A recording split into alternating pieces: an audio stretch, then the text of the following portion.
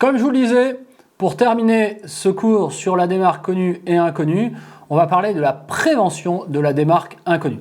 Bah oui, effectivement, puisque ça existe beaucoup, la démarque inconnue, il va bien falloir chercher à lutter, entre guillemets, contre cette démarque inconnue. Et il y a des tas et des tas de solutions, il y a des tas de possibilités. Mais je dirais que concrètement, la meilleure des possibilités au départ, et certainement une des moins onéreuses, c'est tout simplement la surveillance. Surveillance des clients d'abord, effectivement on peut repérer des clients qui ont une attitude un peu bizarre parfois, certains qui regardent à droite à gauche, qui ont des vêtements très amples ou qui ont des sacs, etc. Et puis qui sont, voilà, dont il nous semble qu'il y a un problème éventuel, donc il faut surveiller. Ça, c'est la première chose. Ça ne vous coûte rien et en général, c'est très efficace. Tout comme vous surveillez les clients, vous pouvez aussi surveiller les rayons. Et donc, du coup, bien évidemment, il peut y avoir des caméras, il peut y avoir des choses, mais aussi les employés eux-mêmes, en fait, peuvent faire attention justement sur comment c'est arrangé, comment ça bouge, qu'est-ce qui se passe, etc. dans le rayon. Et bien évidemment, avec l'apport des antivols, voir si on peut améliorer le taux, si vous voulez, de démarque inconnue, le faire baisser le plus bas possible. Divers moyens, donc comme je vous le disais,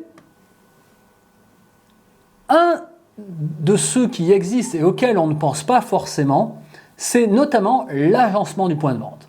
Comment est fait votre magasin, comment les allées sont faites, comment les rayons sont rangés, et vous allez voir que ça peut avoir une incidence. Plus c'est ouvert, plus ça va être difficile de voler. Plus il y aura des coins fermés, entre guillemets, où on n'aura pas de visibilité, plus ce sera facile pour voler. Donc du coup, l'agencement va quand même jouer sur cette démarque inconnue. Bien évidemment, et c'est certainement un des premiers systèmes auxquels vous avez certainement pensé et qui est mis en place dans les magasins, ce sont tout simplement les antivols. Les antivols qui sont collés, accolés, attachés aux articles qui sont vendus dans le magasin.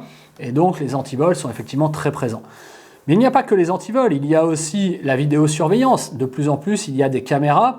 Et puis, veuillez m'excuser, il y a aussi le service de sécurité, des agents de sécurité. Quand on est dans les grands supermarchés ou les grands hypermarchés, mais même dans des petits supermarchés, de plus en plus on voit des agents de sécurité qui sont là pour surveiller, pour faire attention au cas où il y a un problème.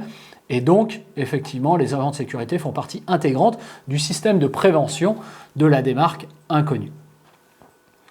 L'informatisation des points de vente aussi, l'informatisation des points de vente va contribuer au fait qu'il y ait moins de démarques parce que du coup, comme je vous disais tout à l'heure, je vous disais des fois on peut déplacer une étiquette sur une bouteille de vin qui est 35 € et la mettre sur une bouteille de vin à 6 € et vice versa. Et donc du coup, on peut avoir une démarque inconnue comme ça. Mais si tout le système est informatisé, on ne peut plus faire ça parce que c'est une histoire de code barre et c'est quand même beaucoup plus compliqué, vous l'avouerez, de changer un code barre plutôt que de changer une étiquette. Donc l'informatisation va contribuer aussi effectivement à ralentir la démarque inconnue. Pour moi, un point majeur et qui est souvent négligé là aussi malheureusement, c'est la formation du personnel. Comment regarder, comment observer, qui observer, quoi observer. Du coup, cette formation peut être assez intéressante et peut nous apporter d'excellents résultats dans les magasins. Et donc, j'incite moi souvent les directeurs de magasins à faire former leur personnel quand il y a des trop gros taux de démarque inconnue pour justement faire baisser ce taux. Des systèmes de contrôle en interne et puis bien évidemment, un des plus connus qui est pratiquement inévitable, j'ai envie de dire, c'est l'inventaire où on va se rendre compte de ce qui a bougé et de ce qui est parti éventuellement. Nous voilà rendus à la fin de ce cours sur la démarche, sur le démarchage, la démarque inconnue et connue. Je pense que maintenant vous avez pas mal d'éléments. Vous avez à peu près tout ce qu'il faut savoir par rapport à tout ça. Comme vous l'avez vu, ce n'est pas très compliqué, c'est un sujet qui est très connu. Je vous invite à vraiment aller regarder des fois sur YouTube des vidéos de reportages qui ont pu être faits, qui sont très intéressants. Quant à moi, je vous laisse avec un QCM, où là encore, je vous invite à ne pas regarder votre cours, mais vraiment à essayer de répondre par vous-même. Et puis du coup, vous pourrez comparer vos résultats avec les bonnes réponses. D'ici au prochain cours, je vous souhaite d'excellents moments, une excellente journée éventuellement, ou une fin de journée si vous êtes en fin de journée, et je vous dis à très bientôt. Au revoir tout le monde.